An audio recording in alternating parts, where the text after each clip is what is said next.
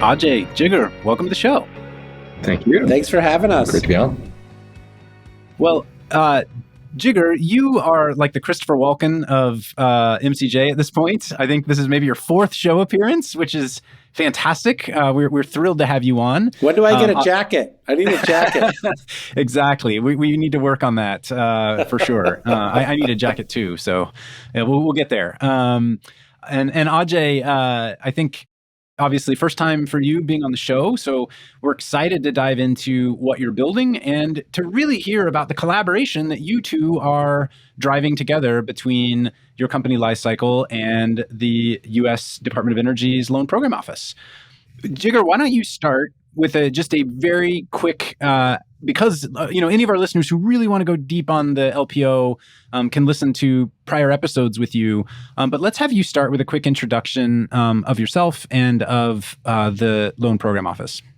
Yeah, of course. Look, the Loan Programs Office was authorized in the 2005 Energy Act, and frankly, was created, I think, mainly for the nuclear industry when it first started. And then it was expanded to fossil and renewables. And its heyday was really in that 2009 to 2011 timeframe where we approved, over 30 loans and, somewhere in the neighborhood of $35 billion worth of projects. Our largest project is the $12.7 billion Vogtle nuclear plant that we're hoping turns on here this year. And so we're excited about that. The Loan Programs Office has two main programs that have been active in the past. One is this Title 17 program where, Ajay's, company is not a part of because he's in that ATVM side, the Advanced Technology Vehicle Manufacturing Program with critical minerals, where Title 17 does things like solar, wind, geothermal, the Monolith materials deal that we announced, which is on the fossil side.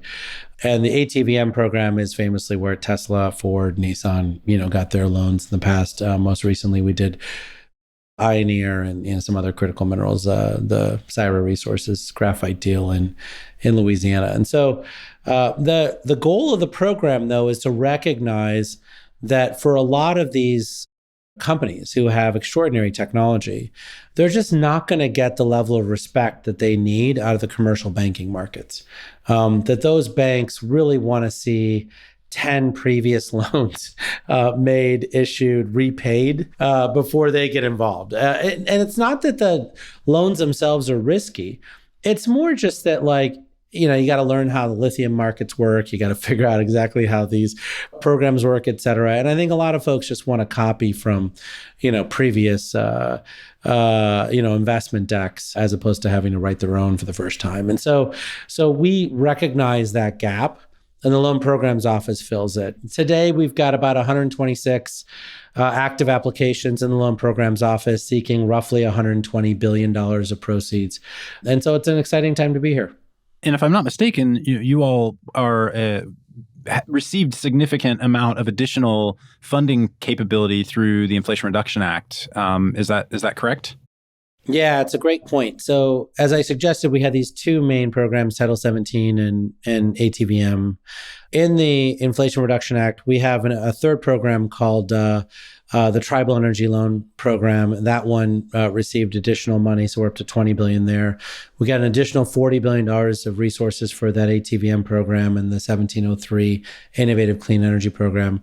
And then we got a new program called 1706, which is called the Energy Infrastructure Reinvestment Vehicle. And that's the one where we, take old coal plants, old natural gas plants, old pipelines and others and help transition them to, productive uses within the future. So it's certainly been all systems go here. I think we've hired over 120 additional people since the Inflation Reduction Act passed. And so very busy.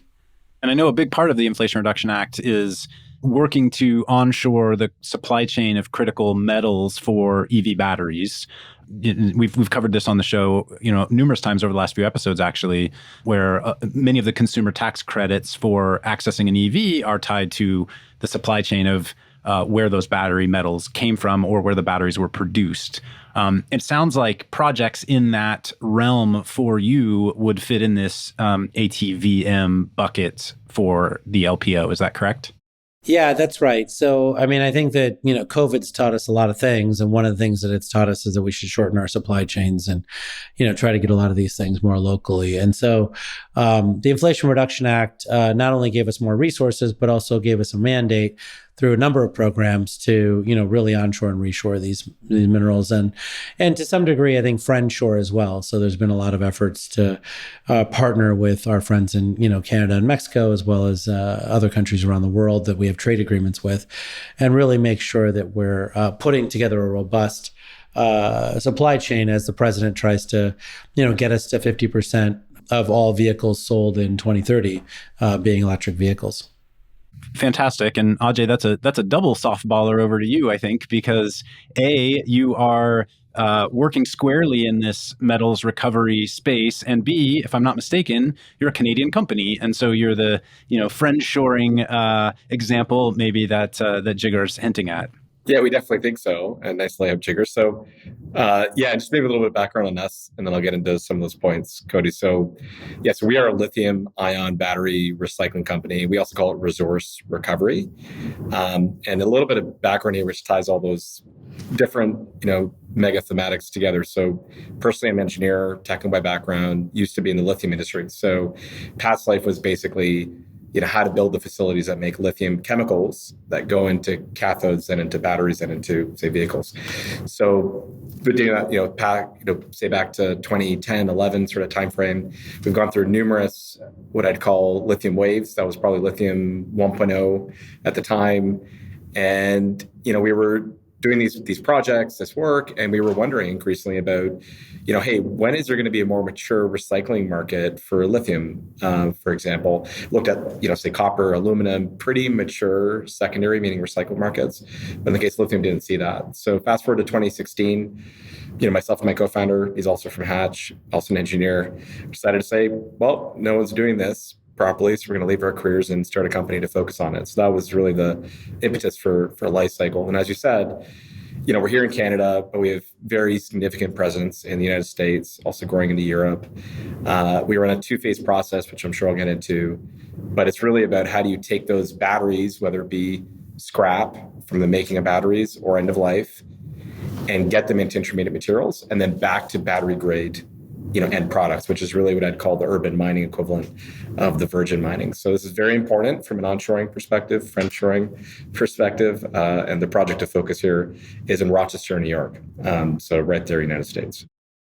Great. And the company has grown very quickly. I think you founded it in 2016. You ultimately went public via a SPAC merger in 2021, I believe.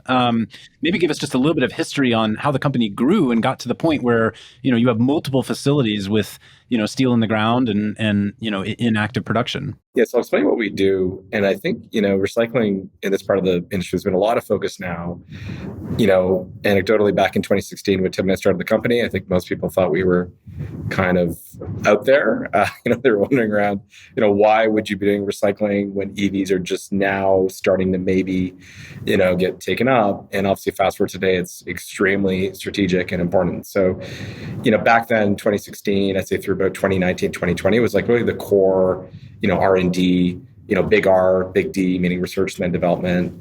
And then I'd say 2020, and interestingly around the COVID, period as well, and what we've seen with EV sales was a pretty seminal moment for all types of electrification related companies. So we're certainly part of that. And were EVs actually the focus initially, or in 2016, most lithium-ion sort of volume was just general consumer electronics at the time? Isn't that correct? It was. Yeah, it was. We were very close to the industry, so we knew EV was going to be the main growth driver, but we take all sorts of lithium-ion batteries in.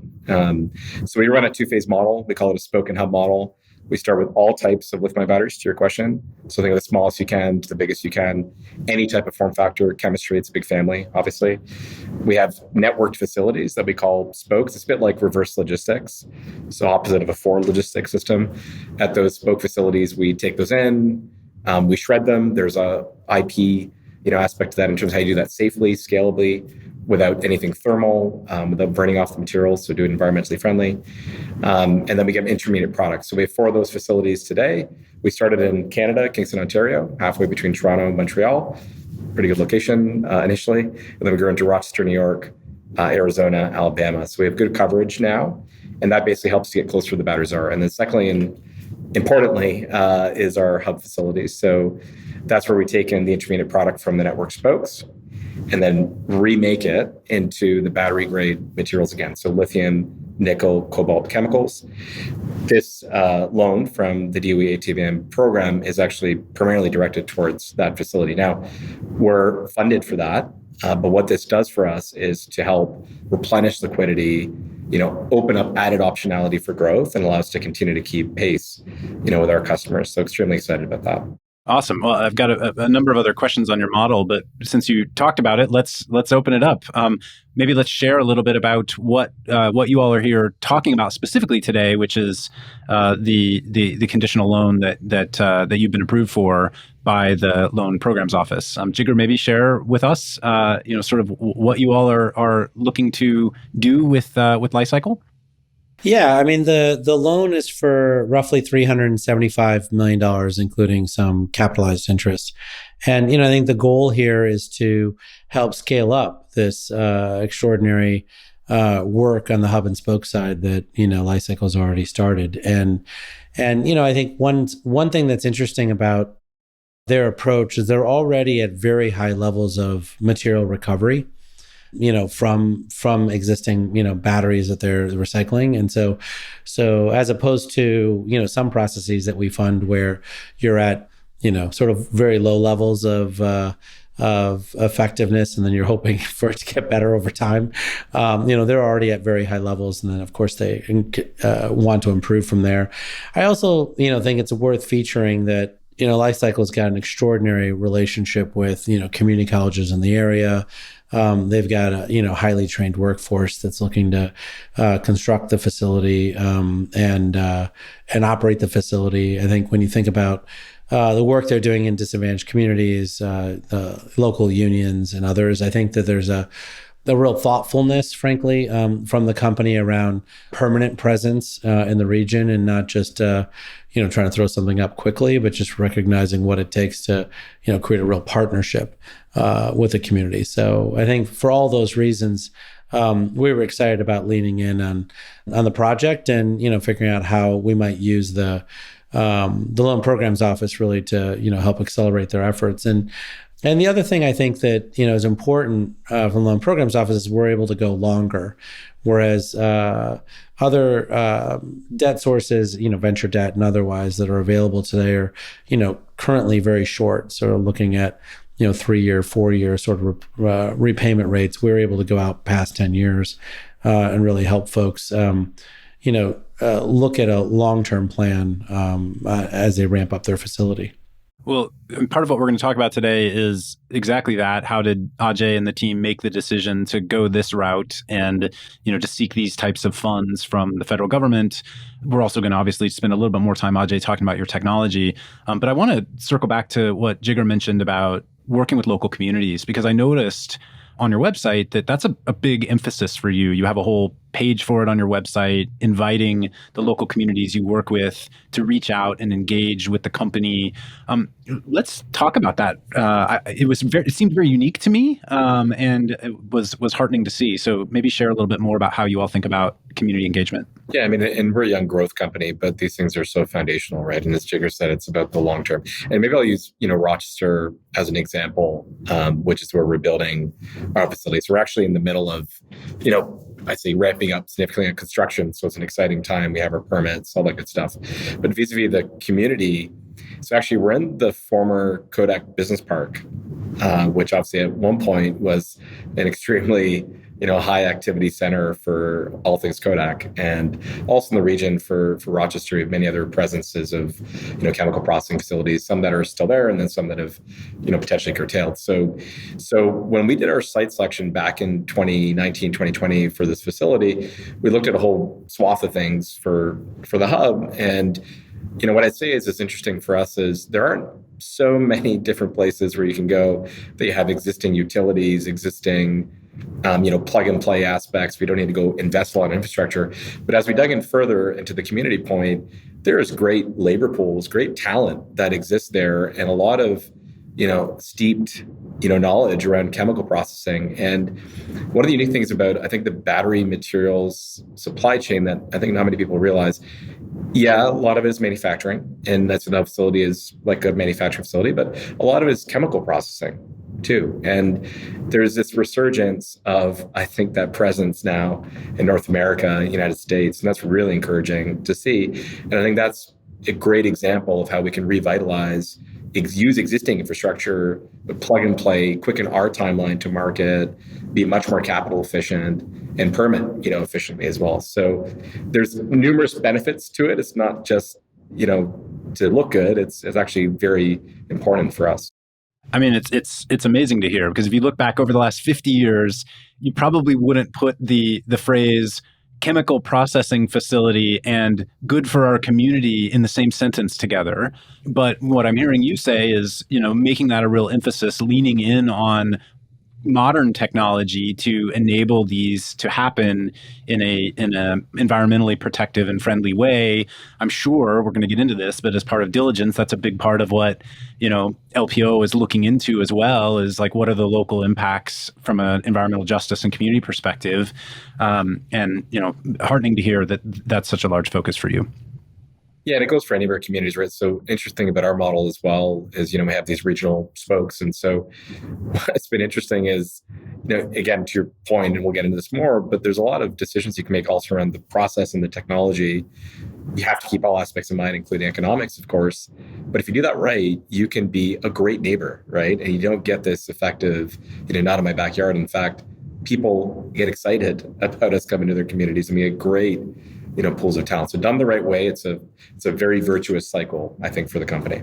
And let's talk about, what processes, what technologies are happening in these facilities. So I'm guessing most of these that you're building, just by the nature, are spokes, right? These are the inbound processing facilities where you're taking a battery and you're chopping it up or cutting it up into constituent parts. And if I understand, you're basically getting it to be kind of like what a semi-refined ore would look like coming out of a mine. Is that generally accurate? It's a great analogy. Yeah. It's kind of like, from the mining industry, people think of it as concentrate. That's kind of what we're making from the spokes. Or maybe if you want to take a simpler analogy, it's like, the pizza dough before the pizza. So that is the model. We've gone this way, and there's different approaches. There's some companies that have gone totally centralized. But I think in listening to our customers, you talk to the OEMs of the world, we work with, vehicle OEMs, manufacturers, battery makers. The first thing they usually talk about actually is logistics. So yeah, they definitely care deeply about where is this material going, how's it going to be recovered, can I get it back? But a large part of the cost pie is logistics. And so if you imagine a future where, we're highly electric and you have a lot of batteries coming off the road, even now with scrap being generated, you don't want to be transporting those batteries halfway around the world or the country, because it has a big footprint. It costs a lot. It's potentially unsafe. That's not good for the overall CO2 footprint either, right? So that was the rationale for that. And then within the spokes themselves, the heart of what we do is something called submerged shredding. So you can imagine, you hear shredding in batteries, maybe you think, oh, it's not so safe. Well, the heart of it is, how do we do that safely? And part of that is we're submerging in a proprietary solution that deprives the system of oxygen when you shred. So it's happening essentially under aqueous, under water type, conditions, but it's a little different than water only. So that's part of what we do, and it's a core part of the IP. And that also then enables it not to be thermal. So that sounds maybe simple on the surface, but it's really important, because if you don't do that well, then everything else is not going to follow as well. And then on the hub side, it's hydrometallurgy, which is really wet chemistry. So there's this industry term called black mass, which is the term for cathode anode material in the battery. For the record, I'm not a fan of the term, but that's what the industry calls it. I don't know, it sounds like something really weird, but that's really where the real value is in the black mass. That's where you have your lithium, could be nickel, could be cobalt. So that's primarily what we're after in the spokes. And we also separate out plastics, copper, aluminum, and then sell those locally. So the hub, we're taking that in, and then we're going back to the atoms, essentially, and then remaking the compounds for lithium carbonate, nickel sulfate, cobalt sulfate. It's basically akin to what would come out of a mine and refinery, but now you've done it totally domestically. And that's the beauty of it, alongside then not having to ship those materials out of the country, keep it domestic, and then go back into the supply chain to make the batteries again. And so then you have these battery grade metals that then make their way to a US or US allied countries' battery gigafactory to actually reassemble them into a battery. Is that sort of the flow from there? Yeah, we stop at the chemicals, and the idea is to go then into the cathode or the precursor to the cathode, and then the cathode goes into the battery. What's been exciting about this new wave of onshoring, friendshoring, reshoring of the battery supply chain is there actually is now cathode related plans domestically, say even inclusive of Canada from a friendshore perspective. I'll tell you, 5 years ago, I was looking at this with Tim and we were saying, my partner is like, where are the cathode facilities and why aren't we seeing them? And we made a decision for us to focus on this part of the supply chain from an execution perspective. This level of the value can be gained, but we also know what we're good at. We know our knitting. There are other great companies out there like LG's an investor in Lifecycle and a partner. Well, they have a cathode business, right? LG Chem. So that's been really good to see. And that does mean we'll get to this world where we can keep those materials domestic and not have to do round trips around the world.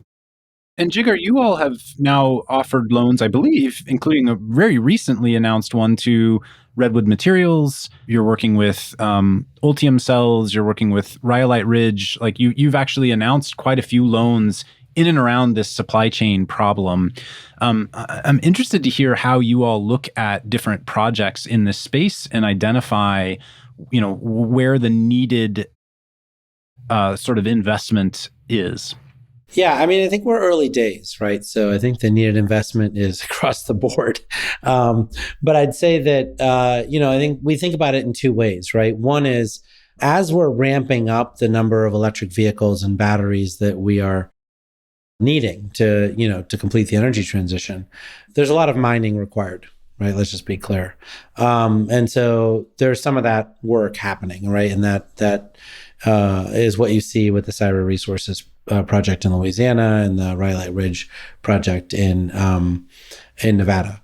I think you also see, though, a real beginning to the circular economy, right? I mean, the real promise, frankly, of lithium-ion batteries, but also this energy transition is that we're not having to pull, 100 million barrels a day of oil or gas out of the ground to burn and, turn into CO2 and water vapor and all these other things.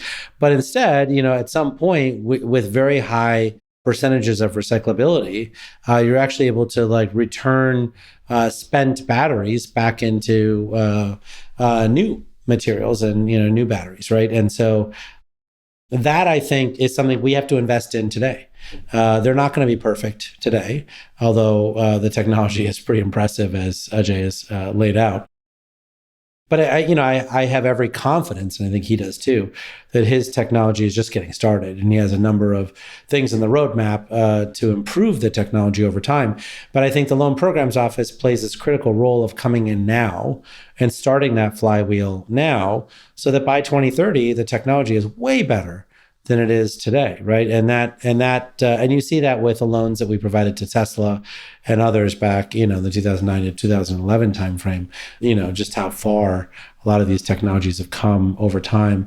The other thing I'd say, though, is that just the sheer scale of this is really impressive, right? I mean, this hub in Rochester will eventually support 1.3 million vehicles per year, which is, impressive number given that, the president's goal of 50% by 2030 would be, roughly 7 million vehicles a year.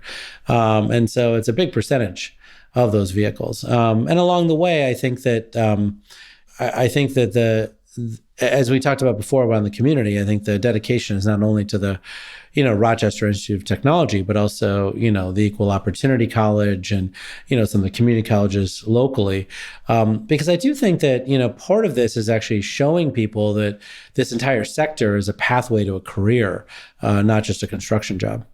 Yeah, and if I understand, then so the Rochester facility, which is the one you two are your two organizations are partnering on together, is a new entire hub for Lifecycle. So it's the part that actually refines the black mass into the battery grade metals. Is that correct? And will that be your first one in the U.S., Ajay? So it's actually our first commercial one.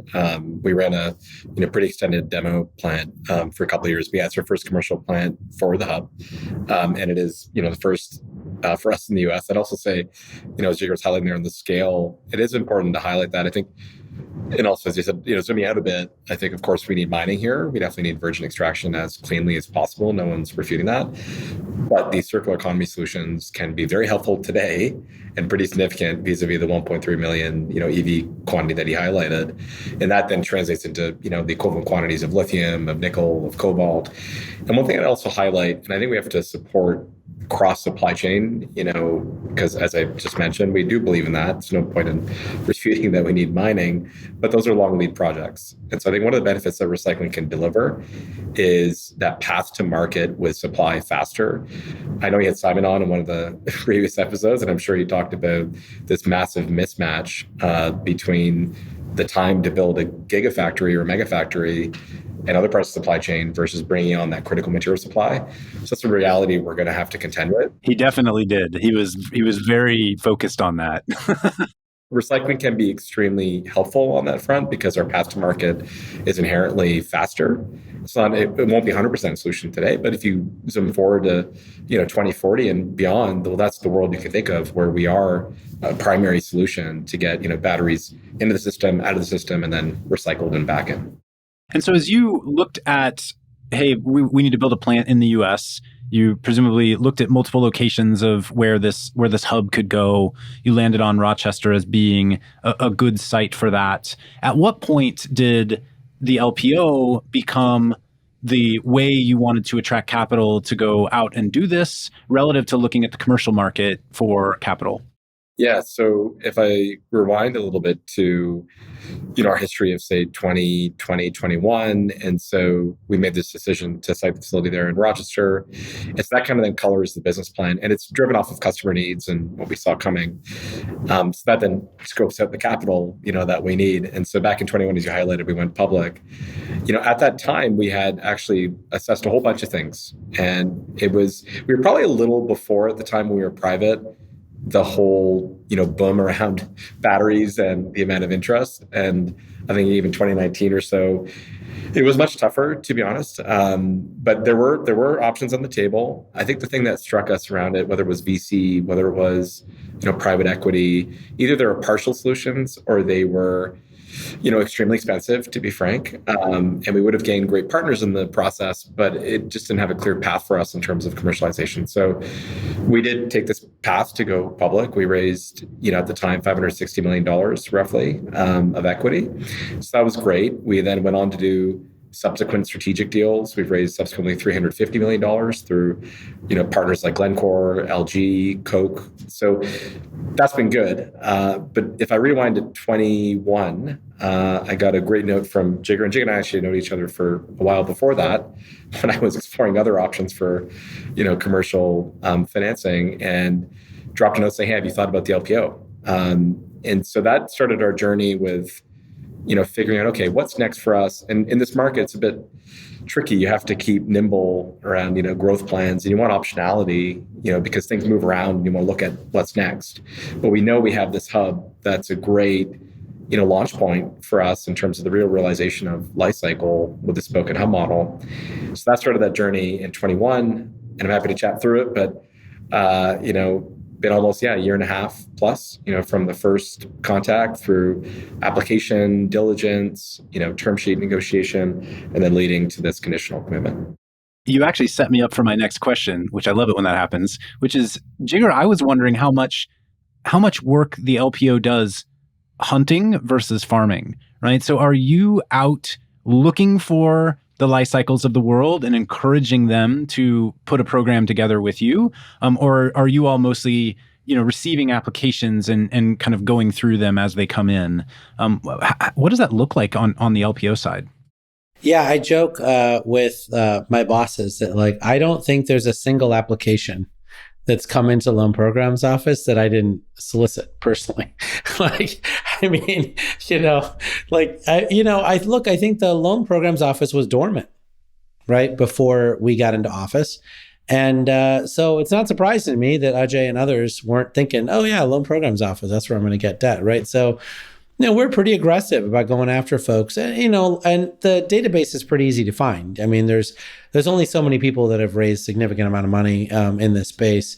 My sense is it's probably 400 or 500 companies, and so we called every one of them, every single one of them. Right? We called every company and said, "Hey, have you thought about the loan programs office?" And some of them have, some of them we were not appropriate for, which is totally fine. And so there was a lot of work there. And then I think but once we get folks interested in asking the right questions, then the government paperwork kicks in, and the evaluation, I would say, is a lot similar to a commercial bank evaluation process, but the paperwork isn't. I mean, the paperwork, we have all sorts of government regulations around filling stuff out, so it's hundreds of hours worth of work to put that together. And so we've hired a whole bunch of Sherpas in our outreach and business development group to really help people through that paperwork so it feels less daunting.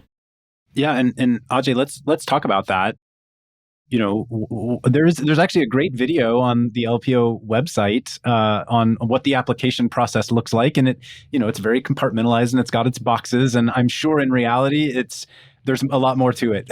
So I'd love to hear from you. Very smooth, very, very smooth. verbatim per the diagram. No, I'm just kidding. I just picture Jigar showing up saying, "I'm from the government. I'm here to help." That was the opening, Cody. That was the opening. So walk us through what did it, you got this call from him, what was the timetable, from the first call to, getting to this moment of a conditional approval, and what were the steps involved roughly? On the one hand, I'd say that diagram, to be frank, actually was useful because we used it for a board to help explain where we were. And there was moments, but obviously within each of those steps, there's a lot going on. So yeah, so to rewind to 21, I would say, we were just going public at the time. We were just about to raise a bunch of capital. And I like being frank, I'd say LPO at the time necessarily wasn't our number one, capital option was raising equity, right? But I was, one, I knew Jigar from before, and as we dug in to learn more, I was aware of the LPO from before. It seemed pretty compelling, so we put some effort behind it to get to the application. I would say that took some prodding from Jigar timeline and when we actually submitted. So that was probably later 21 by that point. And there's, kind of a pre-process where, there's a number of conversations, I think, where the team's just basically trying to get their head around, hey, is this eligible potentially? And sometimes structurally I can understand where some companies wouldn't be. So that was important. And that took some months. With the formal application, which, to be frank, I don't know, I think it depends on the company, but we've obviously done plenty of deals and raised a lot of money. And I don't think the application is that much work, to be frank. The real work comes later. So I think that stage wasn't so bad, to be honest. I mean, and there's good interaction. There was, as Jigar said, there's been some good folks that helped us on the other side. So then we submitted the application. There was, this period of assessment of that. And then if you're successful, there's an invitation to diligence. So that was probably around early last year, 22. And how are you managing your IP through this? You're presumably wanting to maintain some degree of IP protection, but I'm guessing as you go into diligence, there are teams of scientists and experts that are wanting to get into the weeds on what you all do. I mean, I think it's no different than any diligence process, to be frank. I mean, and again, I think each company has to be clear with themselves because you have to be able to share enough that there can be comfort gained and enough depth has been gone into to understand what you do and say, okay, is this going to work? Right? I mean, I guess the fundamental of it can't be that there are science questions remaining, but at the flip side, you have to be clear on internally what can't you share, right? And I think that goes for any diligence process. So it's not much different here. Look, on the diligence side, I would say that's really where the rubber hit the road. There's technical independent engineer, there's financial market, there's of course legal that comes in, and so there was a lot of work there to get the team up to speed. And I think one thing for companies to think about on the other side is you have to be honest with yourself too if you're willing to do the long slog here. And if you're looking at other options as well, just have to be honest with yourself. And because I think it is a long process, it's worth it in the end. And not all companies are going to be set up to do it, to be frank. I mean, we have a great professional CFO, great professional general counsel. I rewind to like 2020 or 19, we didn't have that, right? So that's really important, because once you get into the real brass tacks of this, it's a debt instrument at the end of the day, right? And it's structured, and you got to know what we can do and what you can't do.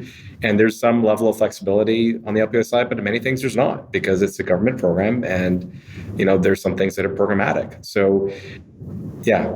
And did you have bullet points on deal structure kind of hammered out before you went into that full depth of diligence? Again, I'm all about being honest. I think it came much later. I think, part of this too is trying to figure out the right template structure. I think on the LPO side, as there's more deals done, it'll probably get easier. But I think we were part of probably that first cohort, I'm guessing, of companies that, was coming through. So, there was a lot of iteration, to be frank. But I will say, once we did get the deal parameters pretty clear, it moved quickly. So it was a slog to get there, which partly was diligence. There had to be a level of comfort and diligence done technically, financially, markets. That was another gating item. But you had a sense of how much you wanted to borrow, from a loan perspective. You just didn't know for sure exactly, what LPO was planning to offer back and under what terms, until you had gone through some degree of the diligence. Yeah. And I think a lot of, again, a learning there is, and we understood this, but, as you go through, it's important, there's a ton of work that goes in ultimately to say a financial model, right? That's the culmination of, the technical aspects, the market aspects, and there'll be a view taken, right? It's a debt model ultimately. So you can't really pin those parameters down truly until that work is done, right? And I think I get that, but for even members of our team, it's an education process, I think, for those that are working long hours on this. And so we got there, but again, I think on the other side of the table, I can see how if you're at a different phase of company, again, this could be an awesome fit, or maybe it's a little bit of a ways out, in terms of readiness to go through the process. Being the U.S. federal government, how much did they diligence the potential externalities of the business in a way that might be different than commercial capital might? Whether that's the community and environmental justice aspects that we mentioned, labor and workforce considerations, et cetera. Yeah, so I didn't mention it, but yeah, there's a big stream there on environmental, and there's a big stream there on Justice 40. So, on justice initiatives, it took, many calls to contextualize. Sometimes it's just about us getting organized and helping tell our story. That's up to the company too, of course, to be doing the right thing. We are doing a lot of great things, but you have to organize it and tell that story in a way that helps to bring that to light. So I think from middle stage of diligence or even earlier, that's been a work stream. And even now, of course, it's going to continue to be a platform to tell that story. And Jigar, what's your role in terms of involving local government in the process at that point? Well, I mean, I think that in general, the diligence process is really one that is designed to, check every angle, which includes, the relationship with the local government and permitting and NEPA and some of the other pieces. In general, I'd say that there's a couple of pieces here. One is that I'd say that when we first started diligence, I think, Li-Cycle had given us conservative data, right? They were actually selling themselves short a little bit, which, turned out to hurt them in the process, right? Because, then our independent engineers decided to sort of say, oh yeah, if they're self-reporting that, then maybe it's even worse, right? And so part of what we had to do is go back in and say, hey, wait a second, when we looked at your data, your recycling rates were much higher than the sort of conservative numbers you submitted to us. We got to fix that stuff, right? So there were some translation issues that frankly cost us some time. And I don't know that it's anybody's fault as much as it took us longer to spot those translation issues than it probably could have. And I think it led to real trust issues. And frankly, I would say that it wasn't until I think we met up in Pittsburgh at the Global Clean Energy Action Forum, right, that we sort of put all those trust issues to bed and then I think worked more confidently to the close. Totally. Yeah. And then it was basically 3-4 months thereafter of intense work to bring it all. Yeah. And then I think on the government side, I'd say whether it's Justice 40 or environmental issues or whatnot, I would say that our process is one that we believe that all banks should going through. So I don't know that we have special requirements that are going beyond what we think all banks should do. In general, our sense is that we have to meet a threshold of reasonable prospect of repayment, right? So we have to believe that we're going to get paid back. And part of that is the company making sure that they are explaining to us how they're going to find high quality labor within the community, how they're going to train that high quality labor, how they're going to keep good community relations, right? Because all of those things are risk factors, frankly, to the repayment of our loan. And as Ajay suggested, we find this with most of our applicants. Most of our applicants are doing way more than they give themselves credit for. And actually, our questions, I think, focus the mind and help them realize that a lot of things that they've been doing, just as a matter of instinctual understanding that these are things that de-risk their project, are things that they, frankly, weren't touting because they were doing them as a course of business, right? And once you put it all down on paper, you're like, actually, this is pretty impressive. And those types of, for lack of a better term, externalities are not papered into the loan specifically as, sort of impact metrics or milestones. It sounds like they ultimately fed the financial considerations of the loan, and it's the financial considerations that are the obligations of Lifecycle. Is that correct? Yeah, obviously, I'd love to get Ajay's take on it, but I'd say from our side, we want to make sure that this is a solid loan with they have a solid relationship with the community, solid access to, trained workforce, that they, sort of like are thinking through this project for the long term, right? And the company generally self-reports what they want to do in a community benefits plan or in a workforce plan or other things. And so we'll, of course, record their plan. And then as they draw money from the loan, we'll refer back to it and sort of say, hey, you self-reported that you were going to do these things. What kind of progress have you made along the lines of doing them?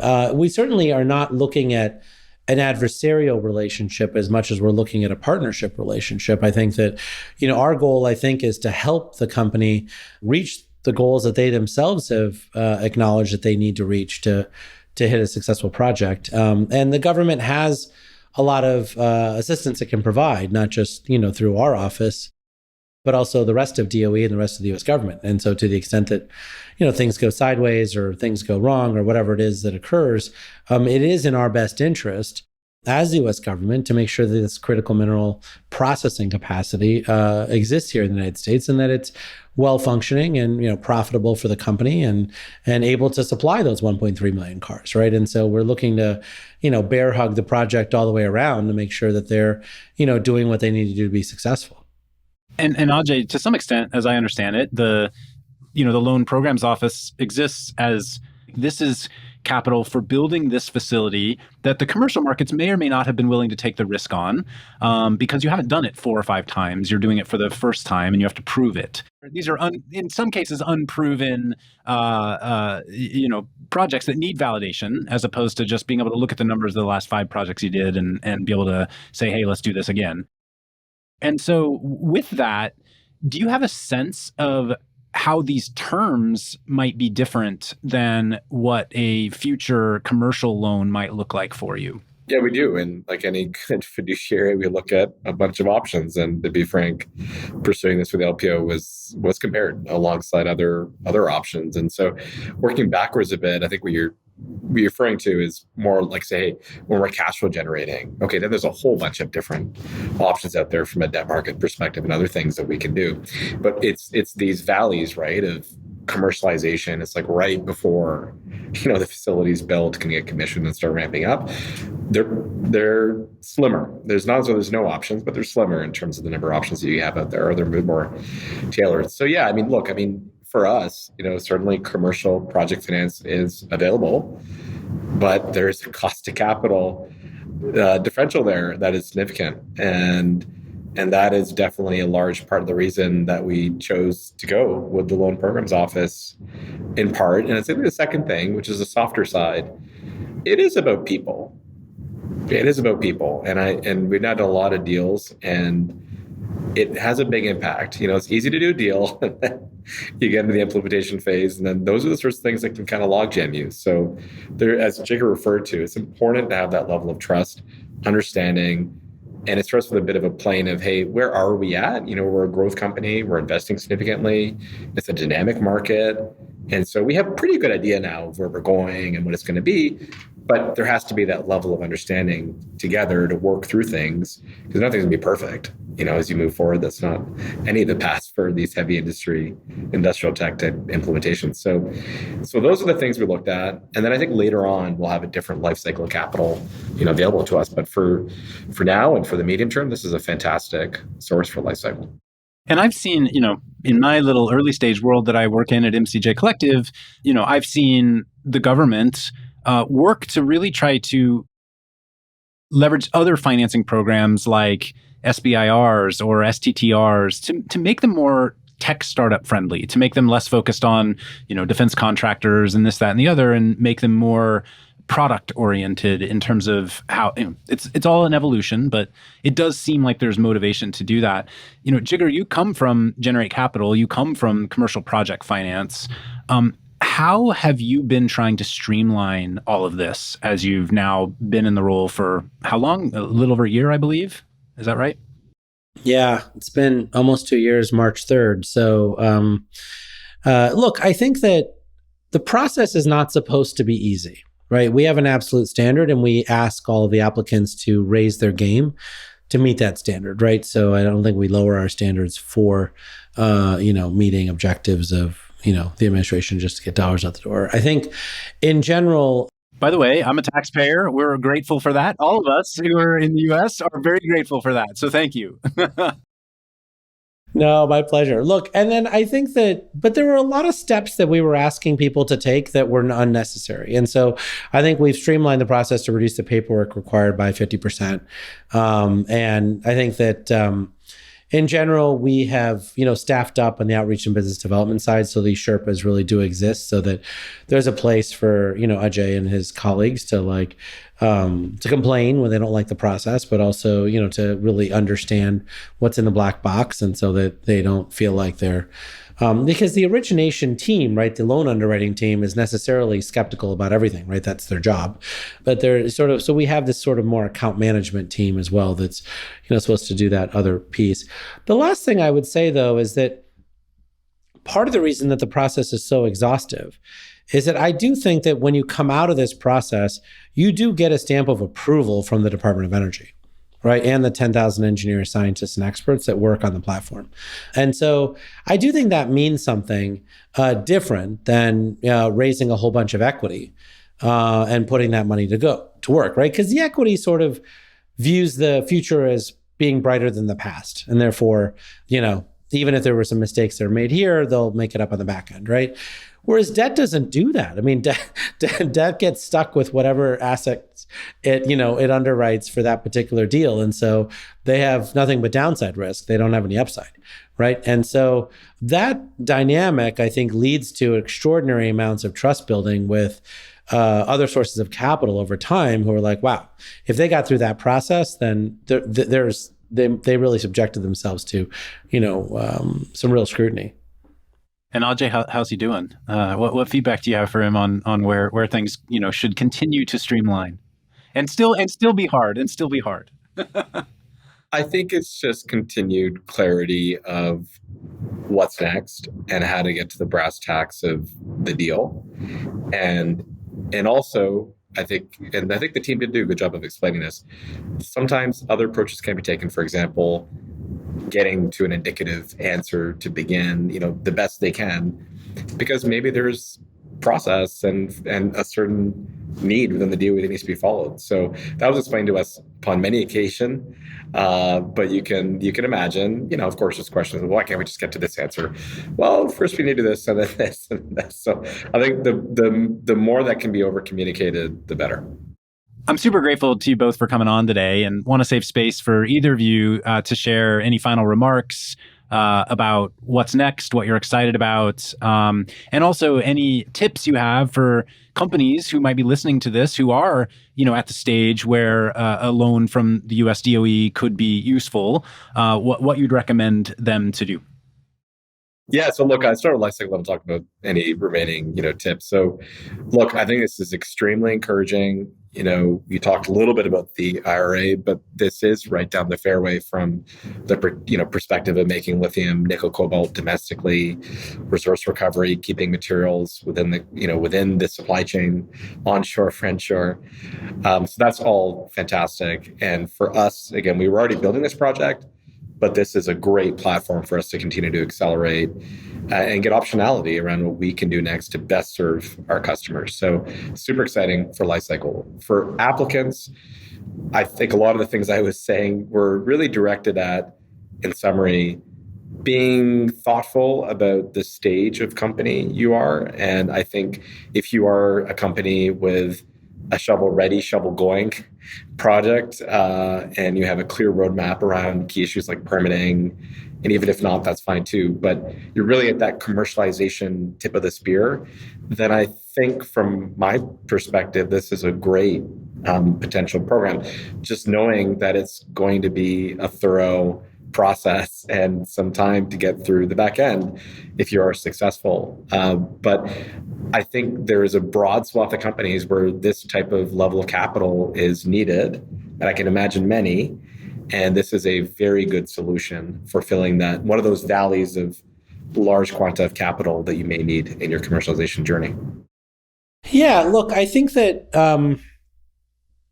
when you think about what it means to onshore and reshore capacity in the United States, we really need to see what it means to have a durable advantage long term, right? We don't want to just onshore and reshore stuff, which then is going to be uncompetitive in a global market, and we'll shut down and those jobs will be lost, right? And so when we use this sort of reasonable prospective repayment methodology, it really encompasses all sorts of things, right? And so I do think that one of the hallmarks of this framework that was created, frankly, before I got here, but I'm certainly looking to improve, is that as we move through these just extraordinary goals from the Inflation Reduction Act and the energy transition, we want to make sure we're being thoughtful, not just because these companies and their investors want us to be thoughtful, right? Because they want their stock prices to go up and they want to be successful on that side.